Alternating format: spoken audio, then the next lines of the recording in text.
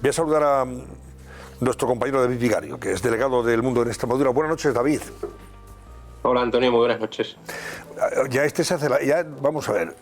Hemos escuchado tantas cosas, pero ya que se haga encima la víctima, después de lo que hizo, en una clara, lo que se ha dado a llamar, yo creo que todo el mundo lo ha dicho, es, hombre, una decisión muy golfa.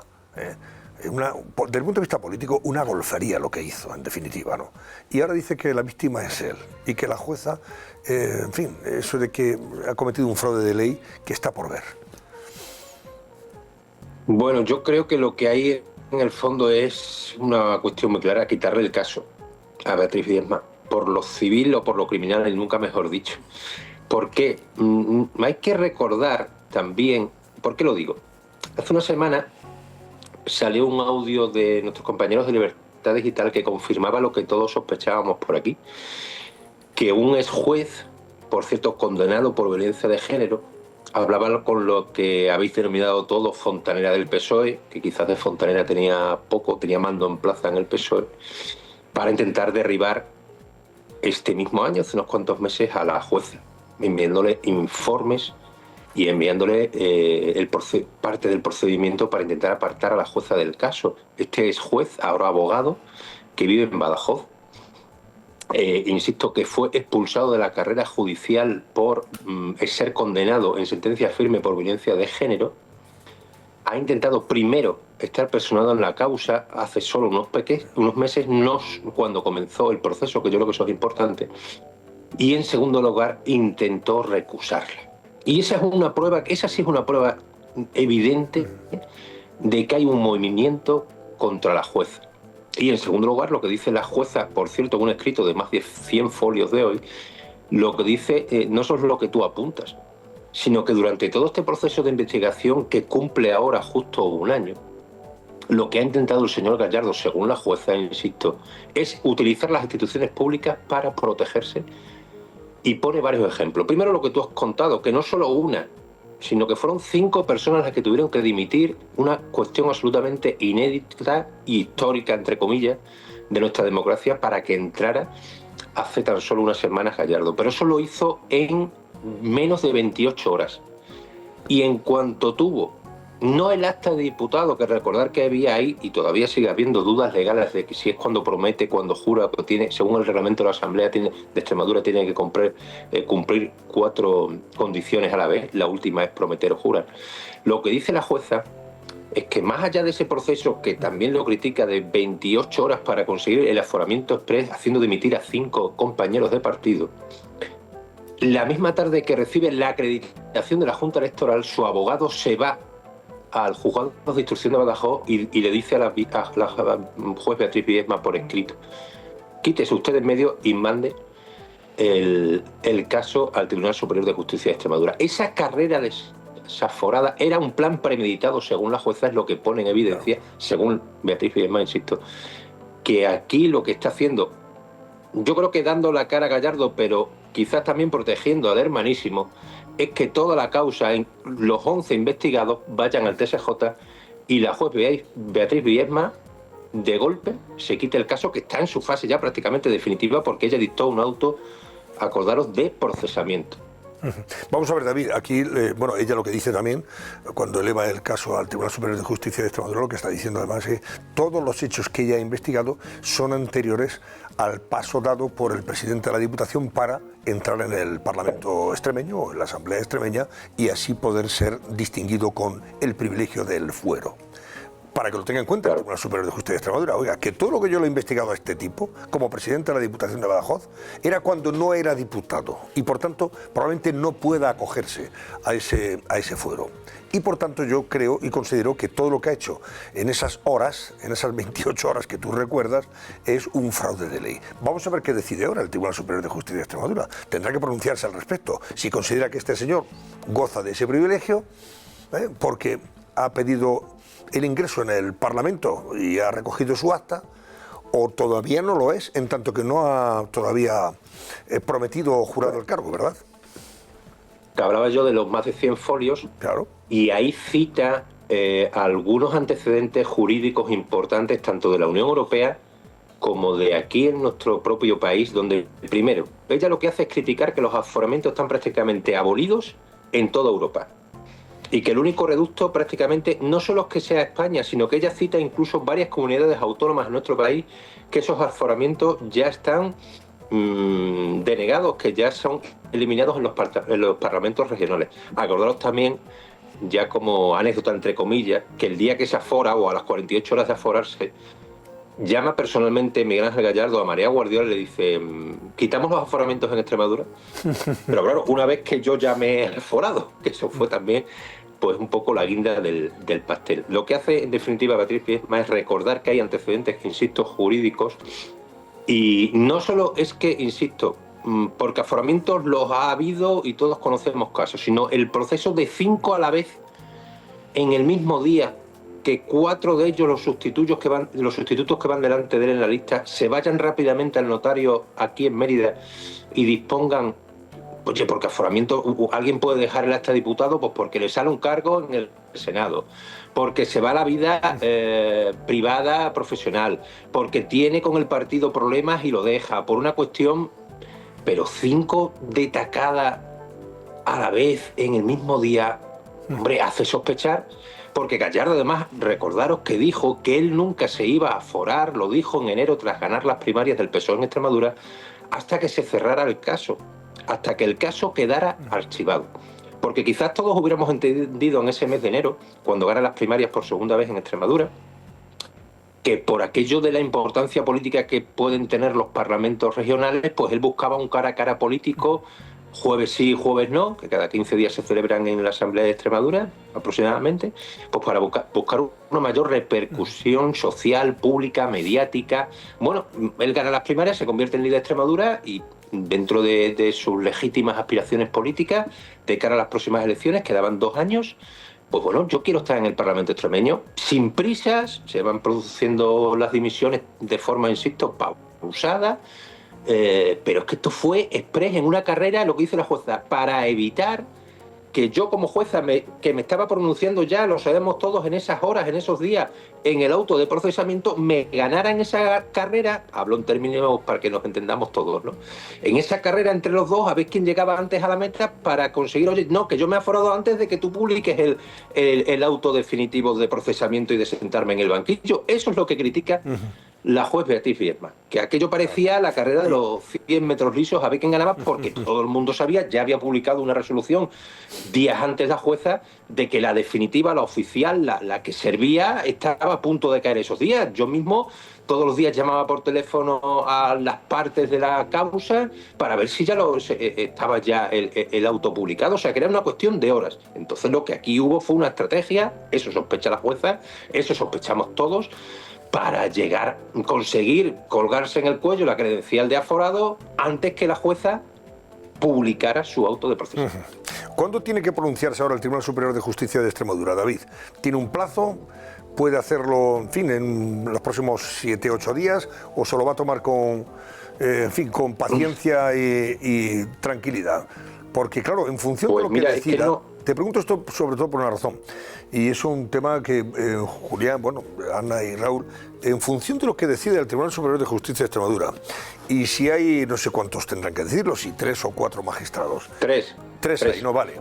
En función de lo que decidan, y los votos particulares que puedan, o el voto particular que pueda, en fin, redactarse en contra de la decisión que se tome, si es que se toma, si no hay unanimidad, pues sabremos luego el juicio en cuestión. Si al final es el tribunal el que se queda el caso, este tribunal el que se queda el caso, no es la Audiencia Provincial de Badajoz, sabremos qué va a pasar.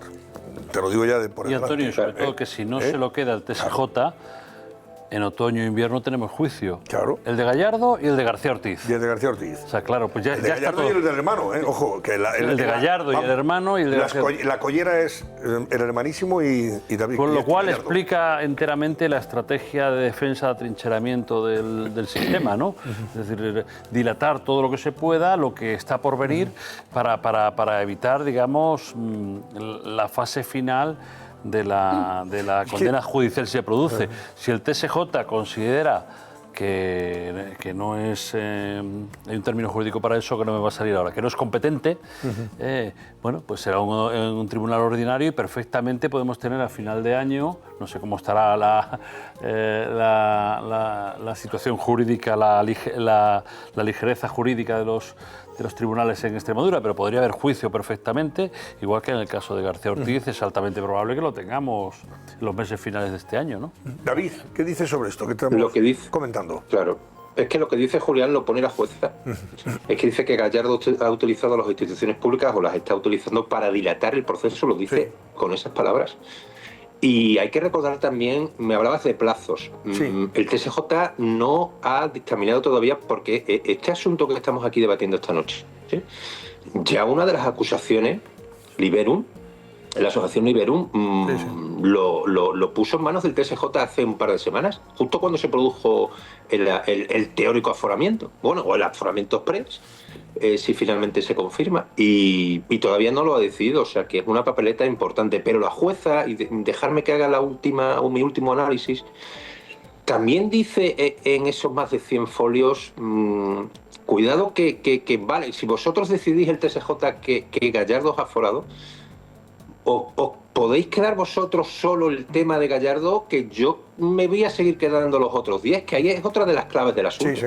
Que yo sé que es difícil jurídicamente, porque Gallardo además ya lo sitúa en el centro de, claro, el presidente de la Diputación, o sea, que firmó el contrato, el que al final da la orden para que el puesto se cree, etcétera, etcétera. Pero que la jueza deja entrever en el escrito de hoy al TSJ de que, vale, si ustedes toman esa decisión de que Gallardo es aforado, que yo no lo creo, no yo, la jueza no lo cree, también ustedes se pueden plantear que yo me quede con los 10 otros altos cargos, incluido el hermano del presidente del gobierno, y usted juzgue al expresidente de la Diputación, que hay que recordar que dimitió la semana pasada. Y ese es otro debate jurídico que se va a plantear, si finalmente el TSJ dice que efectivamente es aforado.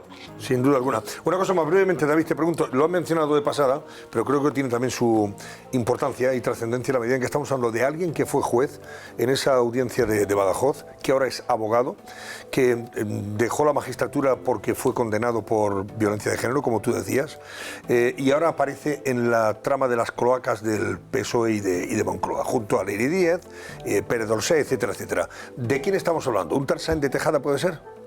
Ese es. El mismo que viste calza. Este es el que intentó maniobrar contra la juez Viedma, ¿verdad?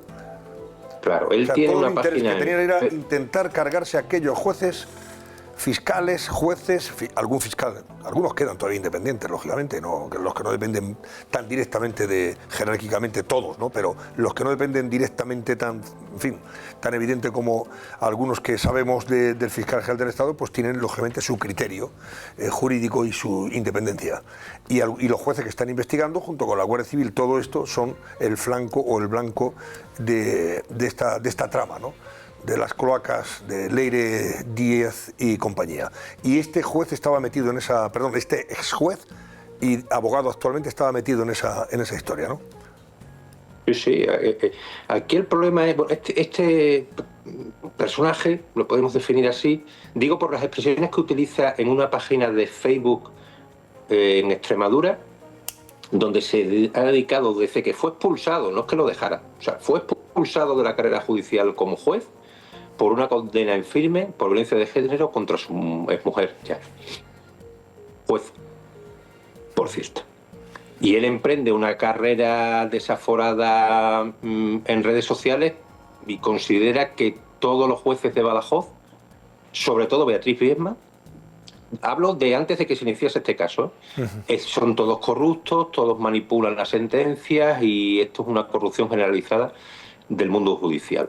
¿Qué pasa? Comienza el caso en junio, insisto, del año pasado. El caso interviene ya Beatriz Viedma, se pone la denuncia por parte de Manos Limpias, empieza la investigación y de este hombre no sabemos nada.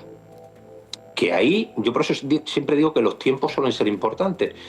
No sabemos nada de él hasta febrero o marzo de este año, o sea, cuando la instrucción ya está muy avanzada, cuando se han producido las declaraciones. Entonces, de repente aparece, manda un escrito y pide estar presente en la causa. La jueza le dice que él aquí no tiene ni voz ni voto, podríamos decir, así, para que me entendáis, y lo rechaza. Va a la audiencia, lo rechaza. Entonces, ¿cuál es su segunda estrategia? Recusarla a ella. Dice que por motivos personales, porque como se mete con ella en redes y tal y no sé cuánto, y que esta jueza es corrupta, y la audiencia provincial le dice que no es. Entonces, él nunca ha entrado en la causa. Los que trabajamos aquí en el día a día pensamos, bueno, ¿realmente el movimiento de este juez fue natural, propio, personal, porque está enfadado todavía de aquella sentencia que le expulsaron de la carrera judicial? ¿O realmente había un interés político de que este hombre a golpe de corneta por alguien entrara y derribara el caso? Esa es la duda que aquí siempre hemos tenido. No teníamos pruebas y por lo tanto era especular simplemente. Claro, el audio de nuestros compañeros de Libertad Digital confirma que efectivamente había una mano negra política. Y por los audios que escuchamos la semana pasada se confirmaba que tenía relación con el Partido Socialista, con esa fontanera, y que iban a derribar a la jueza Beatriz Viesma, que solo ha tenido el apoyo, por cierto, Antonio, de la audiencia provincial. Has hablado de la Fiscalía. Podríamos gastar, y lo hemos hecho aquí hace muchísimos minutos hablando de la actuación de la Fiscalía o de la fiscal. En este caso está todavía por resolver su recurso. Ella pide el sobreseimiento de la causa. No, esta la que actuó en línea correa de transmisión con el fiscal general del Estado y su gente. Esta no tenemos duda de que de independiente absolutamente nada. A favor de obra. Acuérdate que fue acusada por una de las personas que se examinaron, una testigo, por una directora de orquesta en sede judicial ante la jueza. La acusó allí delante en la sala de que ella le había denunciado que no le hicieron preguntas en esa prueba de selección que ganó David Sánchez Pérez Castejón, y que ella anodada en la prueba del examen dijo, pero ustedes no me presento aquí para que me pregunte, y le dijeron, recoja las cosas, los entrevistadores, y márchese. Ella lo denuncia por correo ante la Fiscalía y todavía está esperando la respuesta. Y se lo dijo allí en la sala. Se lo dijo allí delante de la juez, efectivamente, en su testimonio. Antonio, muy bien, David tenía una Vicario, pregunta. pues muchísimas gracias y buenas noches. Tenía una pregunta, Antonio, ¿puedo? Dime, una rápido, pregunta. Sí. A ver, le quería preguntar a David, el señor Gallardo, profesionalmente, ¿qué es? Es abogado, porque es que ha dado ahí una frase, ha pronunciado una frase que parece abogado. O sea, parece que hay gente que pontifica, sin ser a lo mejor abogado, como si fueran abogados, porque ha dicho que el fraude a la ley no existe, existe el fraude a la interpretación de la ley. En fin, me río porque los que somos abogados entendemos muy bien lo que es el fraude de ley. Me ha recordado a Pep Guardiola cuando se dedicaba a pontificar sobre el derecho a decidir cuando él es entrenador de fútbol. Pero bueno, segunda pregunta. Por lo que ha dicho usted, ¿esta estrategia está montada desde Moncloa o desde la Diputación Provincial de Badajoz? Mira, yo creo que el desgaste personal de Gallardo a nivel nacional, el eco que ha tenido sus decisiones, hombre, todo en política, y ya sabemos que la memoria de pez de los españoles, sobre todo en los últimos tiempos, podía ser calificada de importante, ¿no? Pero aunque nos pongamos en la situación antes de las elecciones, que pensemos que el TSJ al final archiva el caso, vamos a ponernos en esa situación, que él al final sale, entre comillas, reforzado y vende políticamente que esto ha sido una persecución pues de la ultraderecha. Recordemos que el caso, el primero que denunció fue Unidas Podemos en Extremadura en el año 2017. Yo siempre lo recuerdo. Cuando se dice que esto es la ultraderecha, tal, no sé cuánto, fue Unidas Podemos, bueno, en aquella época se llamaba Podemos, quien denunció el caso en Extremadura, no judicialmente, sino ante los medios de comunicación. Julián seguramente lo recordará. Y entonces yo creo que es una estrategia, insisto, es una estrategia. Y que se me había ido el santo al cielo, perdonar. Que la erosión social, tenemos memoria de pez, pero yo creo que asumir esos pasos que ha dado sin que desde arriba, y más teniendo en cuenta que aquí no es un caso de Extremadura únicamente. Aquí quien se está jugando realmente, aunque hablemos mucho de Miguel Ángel Gallardo, yo creo que es una pieza, un peón, si nos vamos al ajedrez, claro. Pero la torre, la reina, el rey no, es el hermano del rey del ajedrez, o de la reina en este caso, mejor dicho, que es el presidente del gobierno. O sea, aquí quien realmente se la juega, entre comillas, y quien debe estar preocupado en Moncloa, un varón más o menos, pienso yo, desde mi humilde opinión, y más recién llegado, les daría igual, o Extremadura, que ya en estos momentos la tienen perdida, ¿no? Aquí lo que realmente lo mollar es que la cosa está el hermano del presidente. ¿Y vosotros creéis que los movimientos que está tomando Miguel Ángel Gallardo los hace solo? Bueno, pues tendremos tiempo de responder a todas estas cuestiones. Gracias, David Vicario, delegado del Mundo en Extremadura. Buenas noches, David. Un placer. Muy buenas noches.